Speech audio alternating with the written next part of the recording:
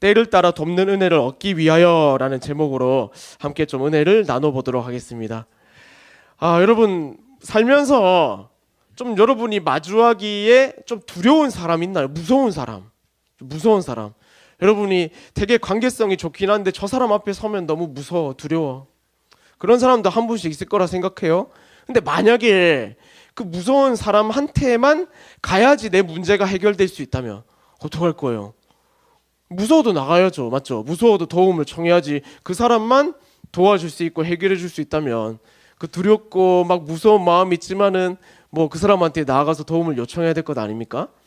예, 저도 생각해 보면 아버지가 참 무서운 존재이긴 했습니다. 네, 그래서 제가 이제 학생 때 이빨 관리를 잘 못해가지고 제가 이제 양쪽 어금니 밑에 다 이제 금니인데, 예, 그 사랑니가 누워서 나 있었어요. 누워서 나 있어서 발치를 했는데도 불구하고 여기 이미 썩고 있어서 신경 치료를 했거든요. 근데 신경 치료를 하고 저도 그때 뭐 돈 많이 없을 때고 막 어영부영 막 이렇게 살 때라서 이게 금리 이제 덮어 씌우는 치료를 하다가 돈이 모자라 가지고 중단했어요. 그러니까 여기 치료를 하고 막 이렇게 저렇게 막 쑤시고 막 이렇게 막 하잖아요. 파내고 했는데 그 구멍은 있는데 더 씌우지는 않은. 그러니까 뭐 언제든지 이게 막 망가질 수 있는 상태였거든요. 그래서 뭐 아니나 다를까 좀 시간이 지나니까 양쪽 다 막 무너지기 시작한 거예요. 그래서 와, 이거 어떡하지 막 걱정이 되는 거죠. 생각해 보면 아빠한테 도움을 요청하면은 해결이 될 수 있을 것 같아. 근데 또 말하기가 또 애매하기도 하고 무섭기도 하고 혼날 것 같고 그래가지고 말을 잘 못했어요. 시간이 지나면서 이제 이빨이 계속 악화가 되니까 안 되겠다 싶어가지고 아빠한테 이제 도움을 요청했어요. 이 두려운 마음과 무서운 마음을 안고 아버지, 그럴 때는 또 아버지라 불러야 돼요, 맞죠? 아버지, 도움이 필요합니다. 그래갖고 얘기를 하는데 제 반응은 이제 제 생각은 뭐였냐면은 엄청 혼날 줄 알았어요. 그 모시마 새끼가 뭐 그 제대로 이빨도 관리 안 해갖고 이렇게 나올 줄 알았는데 계좌번호 불문한 거예요, 바로. 그래갖고 이거 뭐지? 생각했던 것과 반응이 달라서 되게 감사했던 적이 있습니다. 사실 우리가 되게 두려워하고 무서운 사람이지만 그가 도움이시고 그가 유일한 해결 방법이라면은 다른 방법이 없잖아요, 맞죠? 다른 가장 좋은 대안이 있다면 그걸 하겠지만은 어쨌든 그 사람에게 도움을 구하는 게 가장 좋은 대안이라면은 그 사람에게 도움을 구해야겠죠.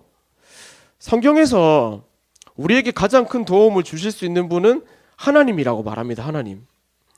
사실 근데 우리가 하나님께 나아가고 또 자연스럽게 그렇게 구하면 좋은데 참 여러 가지 것들이 많이 걸려요. 우리의 죄악됨과 그리고 하나님한테 이게 구하는 게 맞나, 지금 나아가는 게 맞나, 이런 고민도 들고 걱정도 되고 그런 상황에서도 성경은 계속해서 말하는 바가 뭐냐면은 하나님만이 우리의 도움이시다라고 말을 해요. 그렇다는 것을 우리가 어떻게든지 하나님께 도움을 구해야 된다는 것을 뜻하는데 오늘 한번 살펴볼 게 뭐냐면은 정말 그가 우리의 도움이 되시는가? 그렇다면은 그 도움 되시는 하나님께 어떻게 도움을 구해야 하는가? 그걸 한번 살펴보고자 하는 거예요. 그게 히브리서에 나와 있는 그거거든요. 내용이거든요. 사실 근데 그것을 우리가 좀 살펴보기 위해서 좀 우리가 생각해야 되는 첫 번째가 뭐냐면은 인간이 어떤 존재인가 하는 겁니다. 인간이 어떤 존재인가? 여러분 인정하든 인정 안 하든 성경에서 인간을 뭐라고 정의하고 있을까요? 죄인, 맞아요. 죄인이라고 정의하고 있어요. 여러분이 인정하든 인정하지 않든 언제부터냐면은 아담이 범죄한 순간부터.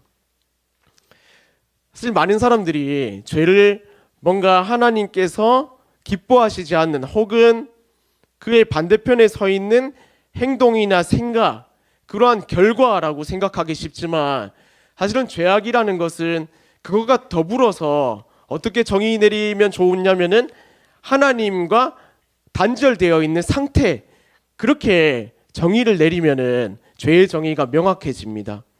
그래서 아담이 죄인이다라고 했을 때 어느 때부터 죄인이 되었냐면은 하나님께 불순종해가지고 하나님과 연결된 다리가 끊어졌거든요.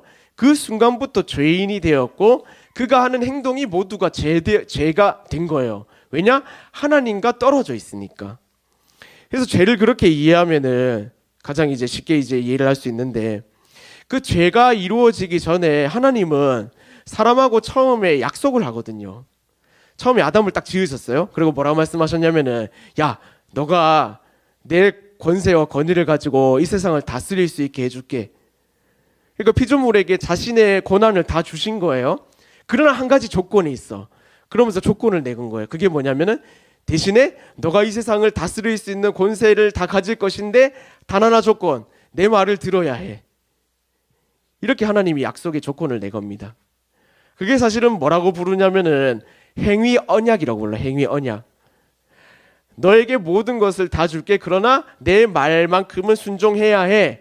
라는 이제 약속을 주셨는데, 사실 아담은 여러분 알다시피 그 에덴 동산 중앙에 있는 선악을 알게 하는 나무의 열매, 선악과 소위 말해서 그걸 이제 먹어버리는 실수를 범했습니다. 죄죠, 죄. 근데 그게 왜 죄가 됐냐면은 하나님이 모든 걸 먹고 누릴 수 있지만은 가운데 있는 그 열매만을 먹지 말라라고 명령하셨고 말씀을 주셨거든요. 그래서 아담이 잘못한 게 그걸 이제 따먹은 게 잘못한 게 아니라 하나님의 말씀에 불순종한 것, 이게 잘못이었다는 거예요. 그래서 하나님이 아까 말했듯이 언약을 맺어줬는데 그 언약 계약을 파기한 꼴이 되고 말았어요.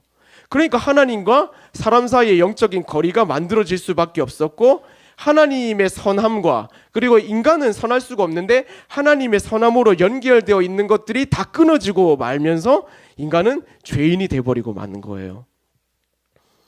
근데 재밌는 사실은 하나님이 너무 선하시고 우리 사랑하시거든요.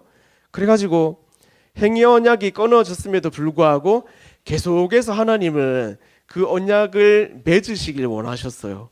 인간을 너무 살리고 싶어 하셨거든요. 죄에 내버려 두는 게 아니라.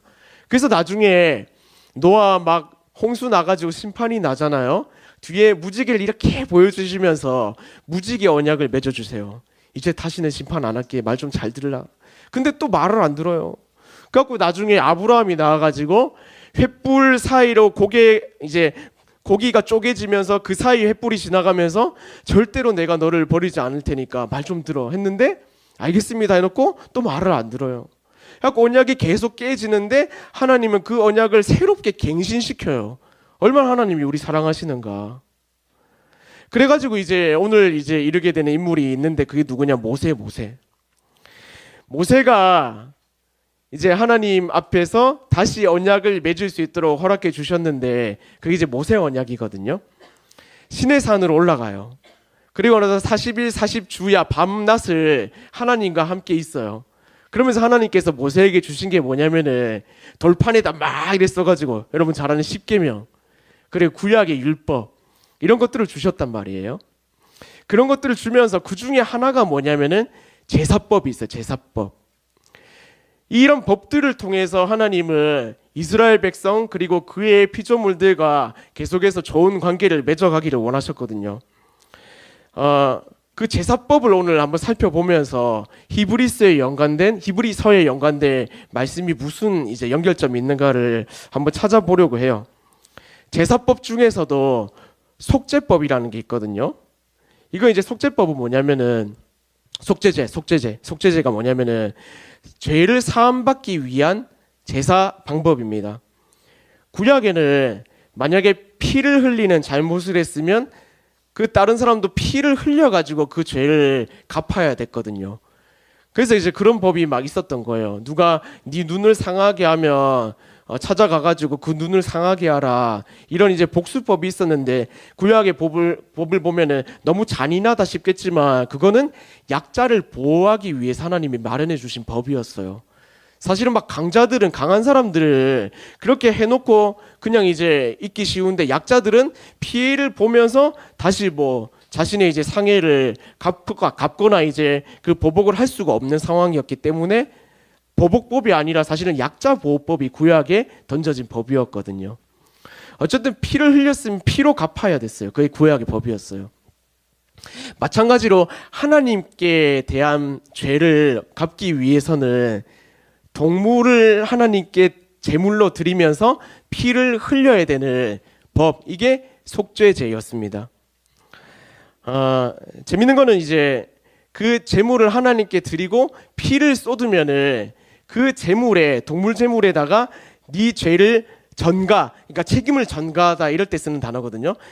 네 죄를 전가해서 그 동물이 죄를 이제 전가받은 가운데 막 태워져 가지고 하나님께 올라가면은 네 죄를 사하노라 이게 됐단 말이에요. 이게 구약의 제사법, 죄를 없애는 프로세스였어요. 재밌는 건 그걸 이제 집행하는 사람을 뭐라고 불렀냐면 제사장이라 불렀어요. 그 중에서도 제사장 중에 대장이 대제사장인데, 대제사장은 속죄제 중에서 대속죄일이 있어요. 1년에 한 번 이스라엘 백성의 모든 죄를 씻기는 날이거든요. 제물을 드려가지고. 그거는 이제 대제사장만 할 수 있었고, 대제사장의 가장 큰 특징이 뭐였냐면 이스라엘 백성들이 하나님이 임재하시는 지성소라는 곳이 있었는데 그곳에 들어갈 수 있는 유일한 특권을 가진 게 대제사장이었어요. 다시 말해서 하나님과 연결될 수 있는 유일한 길이 대제사장이었다는 거예요. 그 당시에. 근데 재밌는 거는 아무리 대제사장이 인간의 대표라고 해도 그 제물을 하나님께 바치고 피를 흘린다고 해도 인간의 죄가 완전히 없어지는 게 아니라 잠깐 가리워졌다는 것, 이게 사실은 불완전한 제사의 원리였어요. 그래서 매번 하나님께 나아갈 때마다 동물을 데리고 갔어요. 소, 양, 비둘기 막 이런 애들 데리고 가가지고 죽이고 피 흘리고 갖고 연기를 하나님께 올려드리고 태워서 그러면 잠깐 내 죄를 사하노라 해가지고 하나님께서 말씀하시거나 그들을 인도해 가시거나 이렇게 했단 말이에요. 매번 죄를 지을 때마다 그 일을 했어야 됐어요. 되게 불완전했죠. 그러나 하나님께서는 그 불완전한 제사를 통해서라도 사람들과 계속해서 교제하길 원하셨고 그들을 선함으로 이끌어가길 원하셨어요. 근데 이스라엘 백성들이 이 언약조차도 완전하게 수행해냈냐? 그러지 못했어요. 계속해서 죄를 짓는 거예요. 하나님께 나아오지도 못하고 이런 법을 줬는데도 불구하고 불순종하고 결국 이제 하나님이 완전한 방법이 뭔가 해서 찾으셨거든요. 그 이후에 이제 쭉쭉쭉쭉쭉 왕들을 거쳐서 나타나게 된 언약이 맺게 된 언약이 뭐냐면은 은혜 언약이라고 하는 거예요. 은혜 언약. 이 은혜 언약이라는 것은 이전 언약하고 완전히 차원이 다른 언약입니다. 이전에는 어쨌든 간에 행위로 성립되는 언약이었거든요. 순종과 불순종이 있는. 근데 은혜 언약은 이걸 뛰어넘어요. 만약에 불순종한다 치더라도 이 언약이 깨어지지 않게끔 그리고 언제나 돌이킬 수 있게끔 그렇게 하나님께서 보완된 시스템을 만든 게 은혜 언약이에요. 근데 이 은혜 언약이 만들어지기 위해서 어떻게 해야 되냐면은 뭔가 피조물 이상의 존재가 이 언약의 당사자가 되고 제물이 됐어야 했습니다. 그래가지고 사실은 예수님이 이 땅에 오신 거예요. 사실 예수님이 이 땅에 오실 때 막 천사들이 막 노래하고 난리를 쳤잖아요. 그래갖고 막 하늘에는 영광, 땅에는 평화 막 이렇게 외쳤단 말이에요. 그 땅에는 평화라는 게 뭐냐면은 이제 예수님 왔으니까 우리 잘 먹고 잘 살겠다 이 의미가 아니라 사실 예수님이 그리고 천사들이 노래를 불렀던 평화, 화평 그거는 샬롬인데 샬롬이 뜻하는 게 뭐냐면은 하나님과 사람 사이에 끊어진 단절된 관계를 다시 이었다라는 게 평화, 화해의 진정한 뜻이에요. 그래서 사실은 기독교가 지향하는 바들이 여러 있잖아요. 근데 잘못된 사상 중에 몇 가지가 뭐냐면은 약한 자의 하나님에 대한 개념과 그리고 민중신학이라는 게 있거든요. 그러니까 나중에 이게 막 사회적으로 정치적으로 변질돼 가지고 막 돈 많고 그 다음에 정치를 체계를 잡고 있는 그 사람들은 하나님 편이 아니고 밑에 민중들이 진짜 하나님의 편이고 개혁을 일으켜야 된다 막 이런 잘못된 신학이 우리나라에 막 생겼어요. 근데 예수님이 말하는 화평은 그런 게 아니라 하나님과 사람 사이에 끊어진 연결점이 다시 회복되었다는 걸 뜻해요. 그래서 사실 예수님이 오셨거든요. 예수님이 오시면서부터 이 구약의 불완전한 제사 시스템이 완전히 바뀌게 됩니다. 여러분 아시다시피 예수님이 이 땅에 오셔가지고 뭘 하셨죠? 오늘 담임 목사님이 이제 설교하셨지만은 온 땅에 두루 다니사 뭐 가르치시고 고치시고 치유하셨단 말이에요. 그 사건 이후에 예수님 어떻게 되셨죠? 십자가에 매달려가지고 죽으신단 말이에요. 근데 왜 십자가에 매달려서 죽으셨나? 할 때에 사실 예수님은 구약의 제사 시스템을 완전하게 바꾸기 위해서 오셨기 때문에, 완성시키기 위해서 오셨기 때문에 그가 스스로 제물 되시기 위해서 십자가에 달리셨다. 우리 이렇게 해석할 수가 있는 거예요. 왜냐하면 구약의 제사 시스템은 불완전했거든요. 구약의 제사 시스템에는 두 가지가 필요했어요. 제물이 필요했고 제물의 피가 필요했습니다. 근데 제물이 대해서 한 가지 조건이 필요했는데 그게 뭐냐면은 흠이 없는 제물이 있었어야 됐어요. 흠이 없는. 그래서 구약의 레위기 같은 거 여러분 머리 아프겠지만 한번 그냥 찬찬히 읽어보면은 항상 흠이 없는 양이나 염소, 이 단어가 굉장히 빈번하게 등장합니다. 흠이 없어야 됐어요. 죄가 없는. 왜냐면은 그 짐승한테 죄를 전가시키기 위해서 흠이 없는 정결한 짐승이 됐어야 됐거든요. 근데 예수님이 십자가에 매달리셨잖아요. 그가 제물 되셨잖아요. 왜 그가 제물 되셔야 됐냐? 히브리서에는 이렇게 말씀합니다. 자, 오늘 본문 15절인데 15절 보시면 이렇게 말씀해요. 제가 읽을게요. 우리에게 있는 대제사장은 우리의 연약함을 동정하지 못하시리가 아니요 모든 일에 우리와 똑같이 시험을 받으시니로되 죄는 없으시니라. 죄가 없으셨다는 거예요. 그러니까 제물로서의 조건이 하나 성립이 됐죠. 근데 십자가에 매달려가지고 고통당해서 피를 흘렸죠. 왜 피를 흘리셨을까? 우리가 보는 9절 22절 뒷부분에 이렇게 또 설명합니다. 피 흘림이 없은즉 죄사함이 없느니라. 그러니까 피가 흘려져야지 우리의 죄를 그가 대신해서 짊어지고 하나님께서 정결하다고 인정해 주실 수가 있었다는 거예요. 그리고 피를 흘리시고 그가 정결한, 죄가 없으신 그가 십자가에 매달려가지고 제물로서 역할을 할 수가 있었어요. 근데 재밌는 사실은 그가 완전한 사람이지만 완전한 신이셨다는 사실. 그래서 피조물이 제물로 드려졌을 때는 잠깐 하나님의 민낯을 볼 수 있는 기회가 열렸지만은 완전한 신이신 그가 제물이 되심으로 인해서 잠깐이 아니라 영원한 제사가 됐다는 겁니다. 히브리서 10장 12절 보시면 이렇게 말해요. 10장 12절 오직 같이 한번 읽을까요? 오직 시작. 오직 그리스도는 죄를 위하여 한 영원한 제사를 드리시고 하나님 우편에 앉으사. 그러니까 예수님이 십자가에 매달리심으로 인해서 일시적인 제사가 아니라 영원한 제사가 성립이 됐고 완성이 됐다라고 히브리서는 말하고 있어요. 중요한 것은 정말 방금도 말씀드렸다시피 예수님은 완전한 신이었기 때문에 일시적인 가교 역할이 아니라 완전한 하나님과의 영적인 다리를 놓아주셨다는 거예요. 근데 이게 구약의 레위기를 관통해서 예수님께서도 직접 이 부분에 대해서 스스로가 언급하시고 설명하신 부분이 있어요. 요한복음 14장 6절에 보면 이렇게 말씀하셔요. 예수께서 이것도 같이 읽을까요? 시작.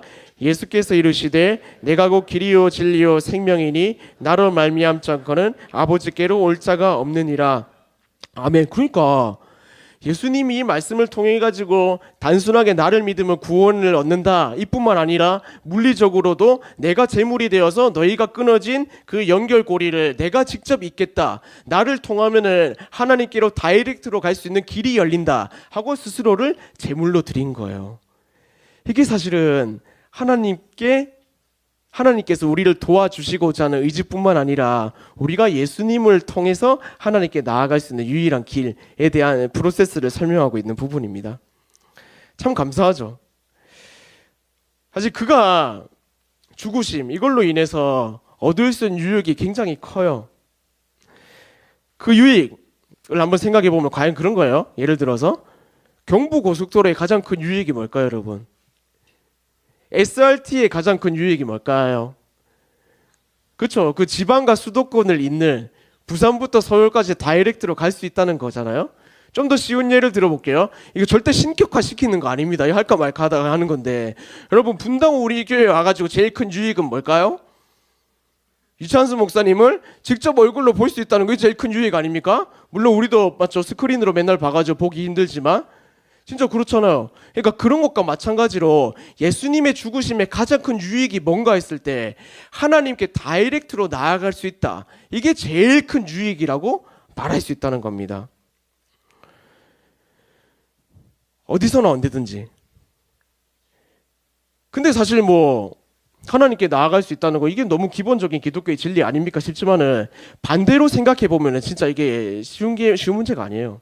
반대로 생각해 보면 인간은 원래는 하나님께 직접적으로 나아가지 못하는 존재였거든요. 왜냐하면 존재 자체가 죄인이기 때문에, 하나님은 빛이시고 그리고 영광이시기 때문에 죄악된 우리 존재가 하나님을 만난다면 소멸될 수밖에 없는 그런 죄성을 우리가 갖고 있었거든요. 그래서 여러분 성경 보시면은 모세도 그렇고 뭐 다니엘도 그렇고 이사야도 그렇고 하나님 앞에 무수히 나아갔던 사람들을 보면은 첫 고백이 뭐냐면은 두렵다요, 두렵다. 심지어 여러분이 알고 있는 아담이 죄를 지어가지고 하나님이 찾았을 때 뭐라고 했냐면은 두려워서 내가 숨었나이다 했거든요. 왜냐하면 그 영광을 마주할 자신이 없는 거예요. 빛은 영광을 마주하면 소멸되거든요. 그게 인간이 가지고 있는 존재적인 위치라는 겁니다. 근데 사실 예수님은 그가 죽으심으로 인해서 하나님께 나아갈 수 있는 길을 열어주셨고, 그로 인해서 우리가 언제든지 어느 때든지 하나님께 나아갈 수 있는 방법을 얻었다는 겁니다. 사실 그래서 우리가 하나님께 나아갈 때 오늘 히브리서 말씀은 어떻게 말하는지 아세요? 너희가 하나님께 언제든지 나아갈 수 있는데 담대함으로 나아가라고 말합니다. 처음으로 담대함으로. 그러니까 우리가 이걸 가지고 하나님께 도움을 구하는 방법 중 하나가 뭐냐면 담대함으로 하나님께 나아가야 된다는 거예요. 원어로 담대하다라는 뜻을 살펴보면은 거침없이라는 뜻을 가지고 있습니다. 거침없이 그에게 나아가 은혜를 구하고 도움을 구해라, 이렇게 말씀한다는 거예요. 이 사실이 우리에게 주는 교훈은 너무 단순하죠. 우리의 문제가 있고 우리의 상황이 있고 우리의 죄악됨이 있고 어떤 우리의 무슨 이제 잘못된 모습이 있다 할지라도 거침없이 하나님께 나아가면 된다는 거예요. 거침없이. 왜냐하면 예수님께서 그 길을 열어주셨고 이미 예수님께서 우리의 모든 문제를 해결하셨기 때문에 우리가 뭐 소나 양 가지고 하나님께 나아가 잘 부탁드립니다 이런 할 필요가 없고, 언제든지 거침없이 하나님께 나아가 기도하고 말씀 보고 또 하나님께 아뢰고 찬양하면은 그가 도움을 주신다는 겁니다. 그게 사실은 예수 그리스도로 인해서 우리가 가장 얻은 큰 유익이라고 말씀드릴 수가 있어요. 사랑하는 여러분, 일주일 동안 하나님 앞에 어떤 발걸음 걸어갔는지 모르겠습니다. 혹시나 주저하는 마음이 있었으면은 히브리서 오늘 주신 말씀 붙잡고 거침없이 하나님께 나아가는 자들 되었으면 좋겠습니다. 언제든지 하나님 이름 부르고 그냥 엎드리면 기도할 수 있는 거예요. 그냥 찬양 들으면서 고백하면 그게 찬양이 되는 거예요. 하나님 안 들으실까요? 이미 예수 그리스도로 인해서 끝에 깨어졌다니까요. 언제든지 나아갈 수 있고 거침없이 나아가는 그 마음 통해서 하나님께서 은혜 주시고 도움 주실 수 있다. 이 사실 기억하고 담대하게 거침없이 하나님을 찾을 수 있는 저와 여러분 될 수 있기를 소망합니다. 두 번째는 뭐냐면은 사실은 우리가 하나님께 언제든지 나아갈 수 있지만 무한한 질적인 차이 때문에 사실 우리는 막 좀 주저하는 마음이 있습니다. 이런 죄악된 마음 가지고 하나님께 나아가면 되나? 하나님 너무나 큰 존재이고 신적 존재인데 내 이 연약함과 내 이 상황을 뭐 다 아실까 의심하는 마음이 들 때도 있고요. 그러나 그때 뭐라고 말하냐면은 15절에는 이렇게 말씀합니다. 15절 제가 한번 읽을게요. 우리에게 있는 대제사장은 우리의 연약함을 동정하지 못하시리가 아니요 모든 일에 우리와 똑같이 시험을 받으시니로되 죄는 없으시니라.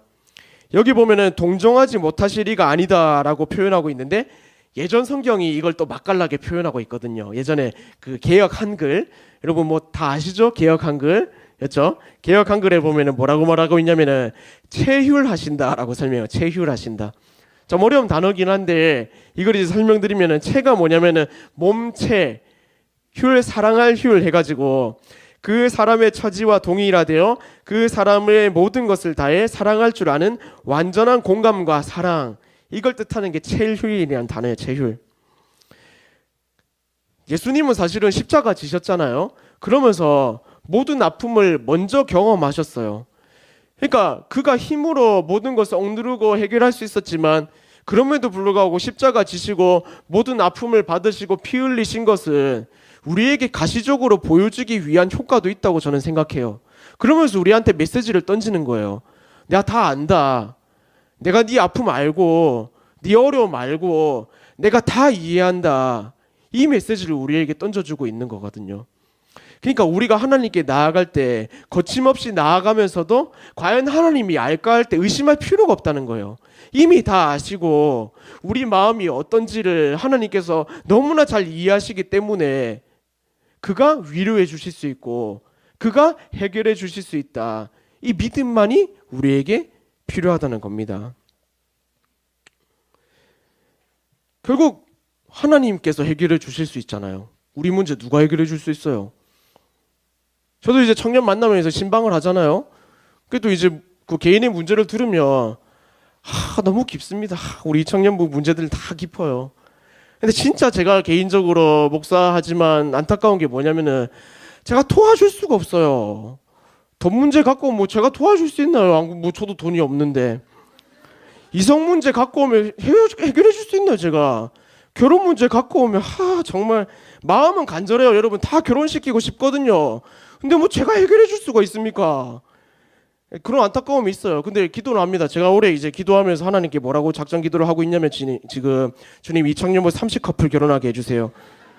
웃지 마세요. 여러분이 기도에 응답이 될 거예요. 믿음으로 반영하셔야죠. 웃으면 어떡합니까? 기도하고 있어요. 정말. 어쨌든 문제가 저도 해결해 줄 수 없는 그런 이제 무거운 문제들이잖아요. 결국에는 우리가 뭐예요? 우리 문제를 해결해 줄 수 있는 분은 누구다? 하나님이다. 그럼 어떻게 해야 돼요? 거침없이 그에게 나아가야 되고 어떤 믿음을 갖고 있어야 돼요? 그가 아시고 그가만 위로해 주실 수 있고 그가 모든 것을 해결해 주실 수 있다. 이 믿음만이 우리에게 필요하다는 겁니다. 그래서 사랑하는 여러분, 정말 이번 한 주 살아갈 때 특별히 이제 수련회를 앞두고 있으면서 또 수련회로 나아가지 못하는 그런 이제 안타까운 그 상황 가운데 있는 분들도 계실 텐데 정말 하나님께 거침없이 나아갈 수 있었으면 좋겠습니다. 그리고 정말 하나님께서 모든 것을 이해하시고 아신다 그 믿음 가지고 하나님을 찾을 수 있었으면 좋겠습니다. 제일 중요한 게 뭔지 아세요? 제일 중요한 게 뭐냐면은 16절이에요. 우리가 놓쳐서는 안 되는 사실이 하나가 있습니다. 16절. 그러므로 다 같이 한번 읽겠습니다. 시작.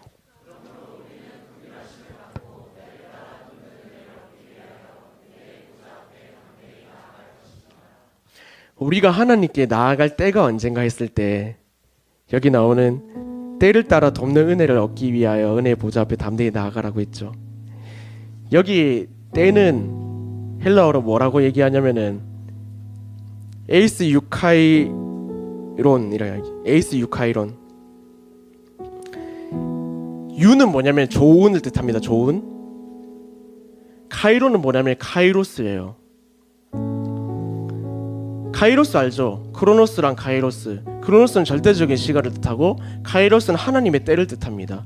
유가 뭐라고요? 좋은. 좋은 때. 좋은 하나님의 때. 다시 말해 기회거든요. 다시 말해 말씀이 이렇게 말한다는 겁니다. 하나님께 나아가라. 뭘 얻기 위하여? 기회를 얻기 위하여. 하나님의 도우심을 얻기 위하여. 그 때가 언제냐면은 지금입니다. 지금.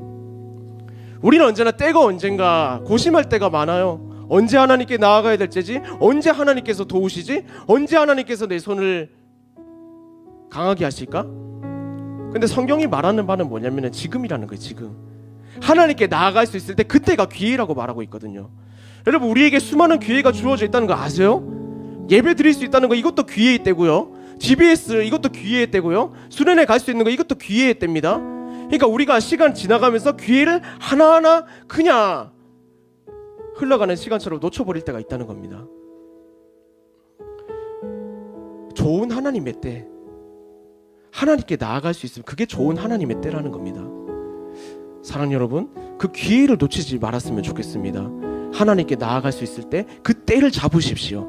그러면 어김없이 하나님이 여러분을 도와주십니다. 그 사실을 믿으실 수 있기를 바랍니다. 그래서 여러분께 가장 좋은 때가 언제입니까? 했을 때 하나님께 나아갈 수 있을 그때가 가장 좋은 때이다. 이것을 기억하면서 이번 한 주 살고 정말 여러분의 신앙을 다해 하나님께 나아가는 저 여러분 될 수 있기를 주님의 이름으로 축원합니다.